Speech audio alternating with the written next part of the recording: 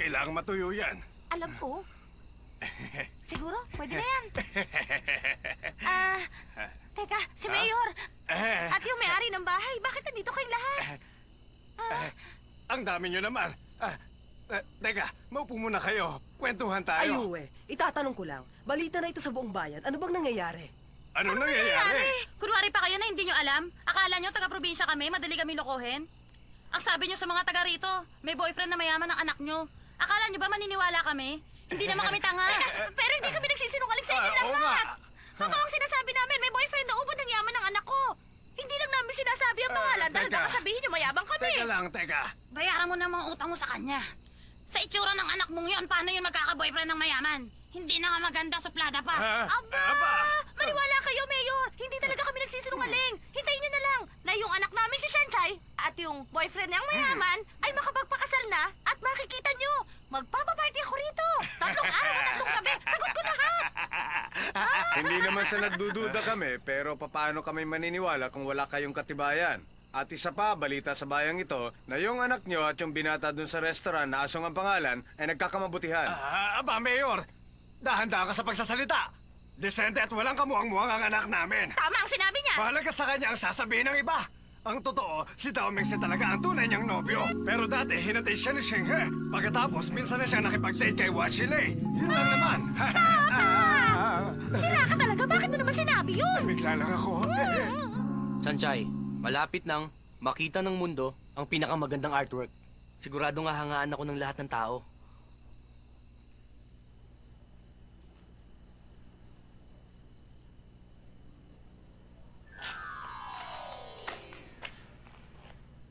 O ano, Sanchay, ang pagmamahal ko sa arts, ramdam mo ba?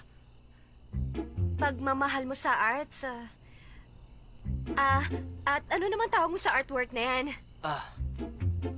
Ang pangalan nito, babaeng nangangabayo. Dito, tignan mo ang anggulo na ito. Makapangyarihan, ang lakas ng dating. Babaeng nangangabayo? At alam mo ba, nagpakahirap akong mamulot ng mga kahoy sa tabing dagat. At binilad ko pa ang lahat ng mga yan. At pati na tong mga hangers. Gusto ko yan. Ikaw, magsalita ka. Anong masasabi mo sa ginawa ko? Sa totoo lang, hindi ko talaga maintindihan.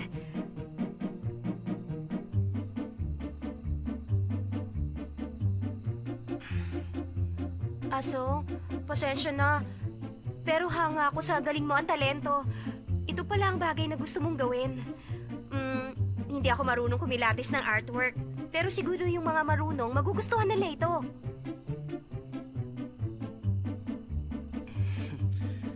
Yan din ang iniisip ko. Kaya naman gusto kong pumunta sa Italy para makapasyal at matuto. Kaya nagtatrabaho ako para makaipon ng pera. Talaga bang gustong-gusto mong makapunta sa Italy? Oo. Lalo kong isama siya. Siya lang ang taong nakakaintindi sa akin. Hanga siya sa akin.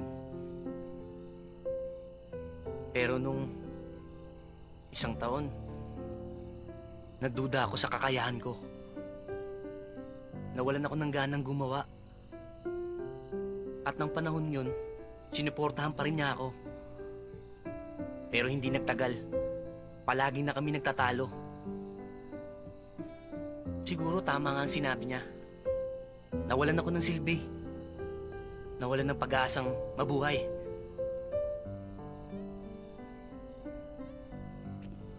Kaya iniwan niya ako. Ikaw, ano bang pangarap mo? Ako? Ang totoo, simple lang naman ang pangarap ko. Ang gusto ko lang naman maging maligaya ang mga magulang ko. Gusto ko wala na silang inaalala. Sapat na yun sa akin.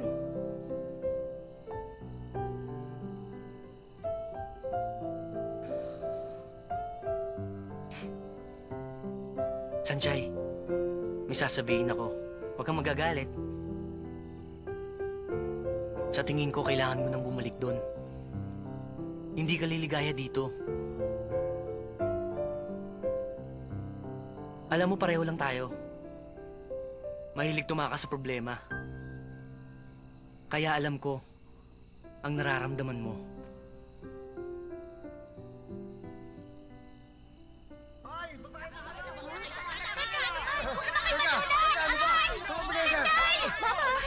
Sanjay, Tumabi ka nga dyan! sabihin mo nga sa kanilang lahat na wala kayong relasyon ng lalaking Oo, yan. tama ka. Sinisingil nila tayong lahat sa mga utang natin at gusto nila tayong palayasin sa Hindi bayang tayo ito. papayag! Oo, Baka naman pwede mo papuntahin dito si Master Dowmingson para makausap nila. oo nga. Bakit di mo papuntahin dito yung mayaman mong nobyo? Kalimutan nyo na yon. Sigurado ako niloloko lang tayo ng babaeng yan. Halata namang may relasyon sila ni Asong. Hindi na may tatago yun. Sandali, nagkakamali kayo. Wala kaming relasyon ni Sanjay. Narinig niyo Narinig yun? niyo yun, ha? Mga sinungaling kayo. Kung wala kayong relasyon, bakit magkasama kayo dito? Dis oras ng gabi. naman. Sandali nga, ano ba problema nyo? Kung magkaibigan man kaming dalawa o mag-boyfriend, wala na kayong pakialam doon. Anak, huwag mo muna sila masyadong galitin. Nakita nyo? Para na rin umamin siya. Hindi ako nagsisinungaling sa inyo at babayaran namin ang utang namin sa lalong madaling panahon. Tama! Bukas! Magbabayad kami ng utang namin, okay? Bukas, ha? Pinangako mo yan. Bukas talaga. Pabalik-balik na lang kami sa kasigil. Anong bukas? Maningingila sila bukas. Siguro naman darating na si Master Dowmingson, di ba? Sanjay!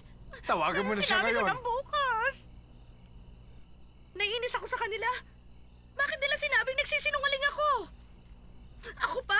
Sanjay, kailangan tawagan mo na kasi si Master Dowmingson para makahiram na tayo ng pera sa kanya. Oo nga, anak. Utang natin yun. Pero pagkasal na kayo, hindi na natin babayaran yun. Kaya sige na, anak, tawagan mo na si Master Dowmingson. May cellphone ka naman. Ayoko. Hindi ko siya tatawagan. Ha? Dahil nakipag-break na ako sa kanya. Yung sinabi kong magbabakasyon ako dito, dahilan ko lang po yun. Nag-drop out na po ako. At yung dati po nating tinitirhan, pinenta na po ng may-ari. May utang pa po tayong ilang buwan. Wala po akong kapera-pera nung umalis ng Taipei. Yun po ang totoo. Kung ganun pala. Paano na? Bukas.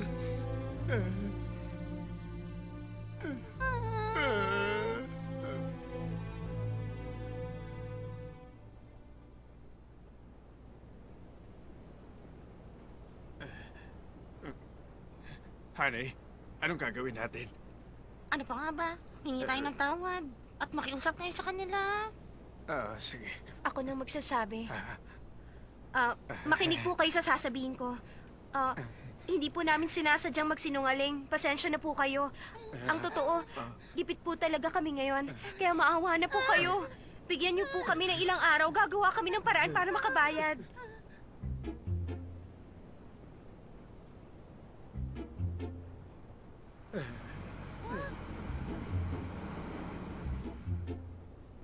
Sanjay!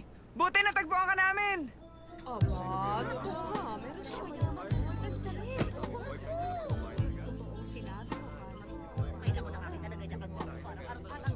Sa wakas nakita ka rin namin. Singa, Kumusta po kayo? Mabuti.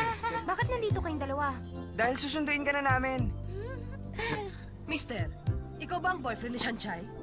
Nagpunta ka ba rito para bayaran ang mga utang nila? Medyo malaki din ang utang nila sa akin, 80,000. Babayaran mo ba ng cash o cheque? Sandali, Hindi siya ang boyfriend ni Sanjay.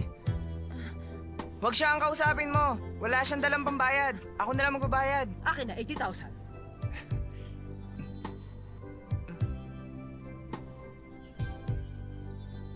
$20,000 lang.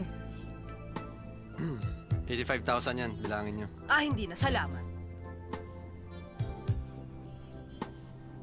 Ayuwe, pasensya ka na sa amin, ha? Huwag kang magagalit. Baka gusto mong sa bahay ka maghapunan mamaya. Sabi ko na, nagsasabi ka ng totoo. Mamaya. Pakagwawa. Bayad na kami.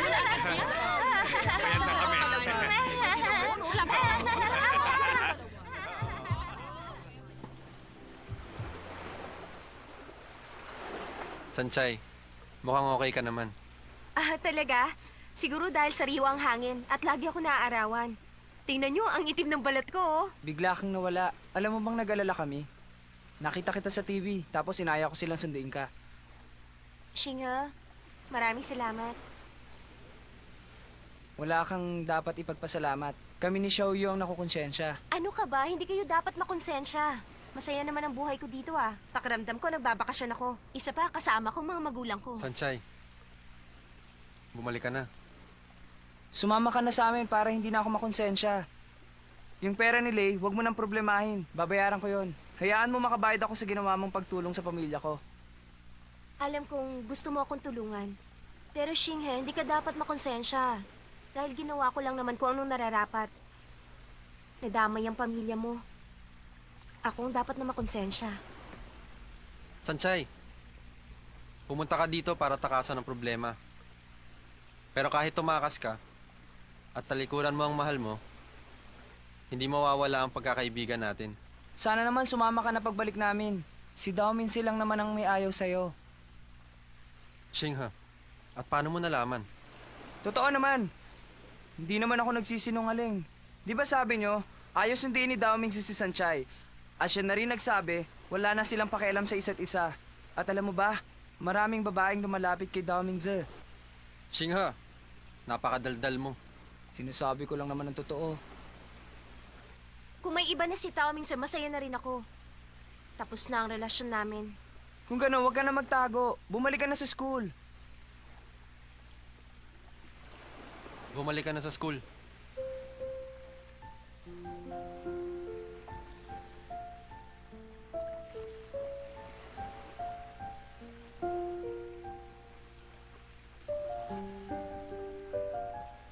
O sige, sasama na ako sa inyo.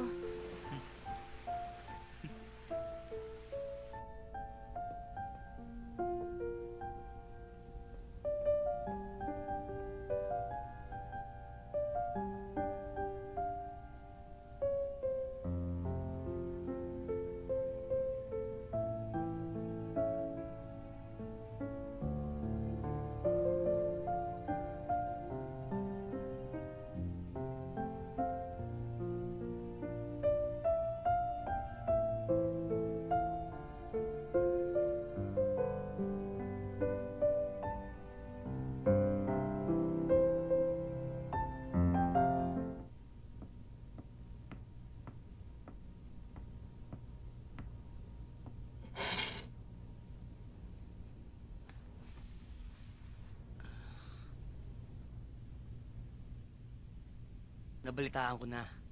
Dumating dito yung boyfriend mo. Mali sila, hindi siya ang boyfriend ko. Kaibigan ko lang siya. Talaga bang aalis ka?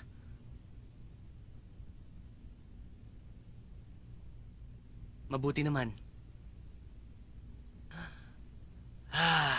Mula bukas, ako na naman ang magbabantay ng restaurant. Nalulungkot na tuloy ako. Lahat na lang ng tao dito gusto akong iwanan. Asong, Binibiro lang kita. Malungkot pag wala ka. Pero ang kaligayahan mo ang pinakaimportante sa lahat. Kapag nalungkot ka dun, isipin mo lang ang pagkakaibigan natin ay happy ending. hindi totoo ang happy ending. Kahit bumalik pa ako sa eskwelahan, baliwala na rin yun. Tapos na naman ang lahat. Sanchay, huwag kang magmatigas. Pagsisisihan mo yan. Lahat ng tao nagkakaproblema. Pero kung gugustuhin mo, malalampasan mo yan. Kung hindi mo talaga kaya, magpakatatag ka. Aso, magkaiba tayo ng sitwasyon. Hindi ko kaya maging makasarili. Hindi ko kaya makipagrelasyon sa kanya dahil maraming masasaktan. Ayaw mo makasakit ng iba. Pero sa ginagawa mong yan, sinasaktan mo ang mahal mo. At ang sarili mo. Ang totoo, wala akong gusto sa'yo. Dahil kung meron, hindi sana ako nagpapaalam sa'yo ngayon.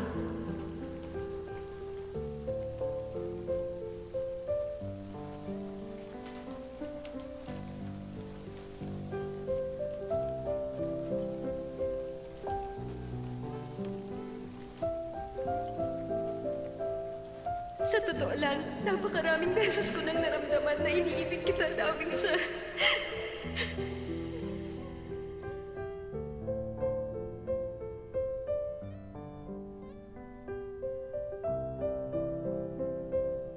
Asong, pag dumating ang araw na bumalik na sa'yo si Asyong, magpasalamat ka. Ipangako mo, maging masaya ka.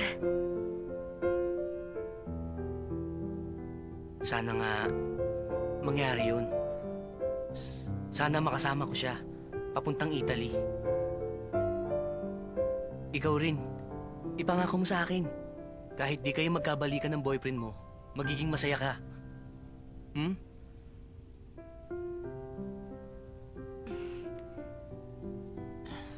Galingan mo, wire artist. Maganda talaga ang pagkakagawa mo doon sa lalaki na nakasakay sa baboy. Teka. Babae na nakasakay sa kabayo. Mahirap ba intindihin ang ginawa ko?